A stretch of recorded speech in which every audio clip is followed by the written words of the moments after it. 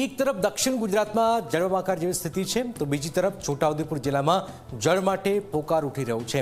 ચોમાસાના વિધિવત આગમનને સમય થઈ ગયો છતાં જિલ્લામાં નહિવત વરસાદ થયો।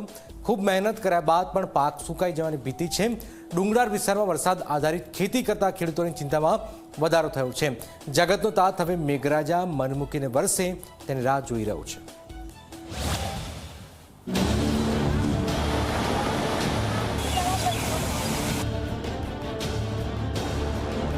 બે વાર અમે પહેલા બી દૂધી તુરિયા કર્યું હતું, એ ફેલ ગયું છે। ખાતર બી નાખ્યું હતું, એ બી ફેલ ગયું છે। પ્લસ કે હવે ત્રીજી વાર વાવેતરમાં અમે સક્સેસ છે તો વરસાદ નથી આવતો। વરસાદના કારણે પાક અમારો ઉપજ થઈ ગયેલો છે, તોય છતાં વરસાદની રાહ જોવી પડે છે, કારણ કે વરસાદ નહીં પડે તો અમારું જે કરેલું છે તુરિયા દૂધી એ ફેલ જશે અને ખાતર બી ફેલ જશે, તો ખેડૂત પછી ઊંચો કઈ રીતના આવશે। આ વ્યથા છે છોટાઉદેપુર જિલ્લાના ખેડૂતોની, જેમના માટે આ ચોમાસું કપરું સાબિત થઈ રહ્યું છે। આ સિઝનનો માત્ર 12% વરસાદ નોંધાયો છે। અનેક ધરતીપુત્રો વરસાદની રાહ જોઈ રહ્યા છે, તો કેટલાક ખેડૂતોએ તો 3 વાર વાવેતર કર્યું છતાં તે સુકાઈ જવાની નોબત આવી ગઈ છે। જેમનો પાક ઉગ્યો તેમાં પાણીના અભાવે જીવાત પડી ગઈ છે।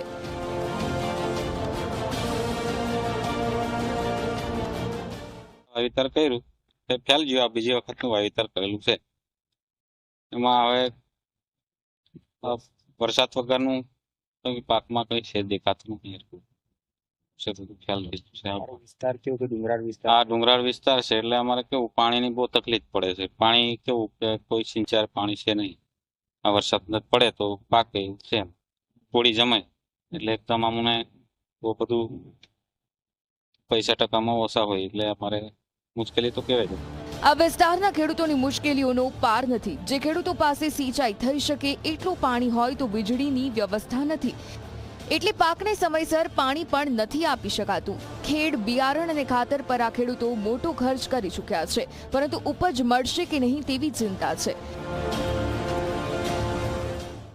મકાઈનો એક તો 1000 રૂપિયાની થેલી આવે 5 કિલોની, એ 2 વખત લાવ્યા, એ બધું ફેલ ગયું કહેવાય, ભૂંડળા ખાઈ ગયા। એટલે હવે આ ત્રીજી વખતનું છે, એમાં વરસાદ વગરનું બધું અનાજ મરવા આવ્યું છે। હવે પાણી ધારમાં હોય તો આ કંઈક થાય।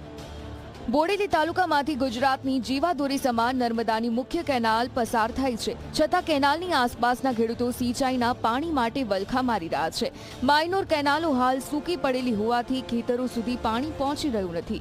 ખેડૂતો સરકાર પાસે મદદની અપેક્ષા રાખી રહ્યા છે। ખેડૂતોની માંગ છે કે કેનાલમાં તાત્કાલિક પાણી છોડવામાં આવે અને વારંવાર તેમનું બિયારણ નિષ્ફળ ગયું હોવાથી સહાય કરવામાં આવે। વરસાદ વધારે પડતો નથી, ઓછો વરસાદ હોય તો સુકાઈ જતું રહે। 2 થી 3 વખત વાવેતર કર્યું પણ વાવેતર બગડી જતું રહે, ખાતર પાણી અમારે ફેલ જાય છે અને થોડું ઘણું વરસાદમાં ઓરીએ તે તો બેન જો ભૂંડર ખાઈ જતા રહે અમારા।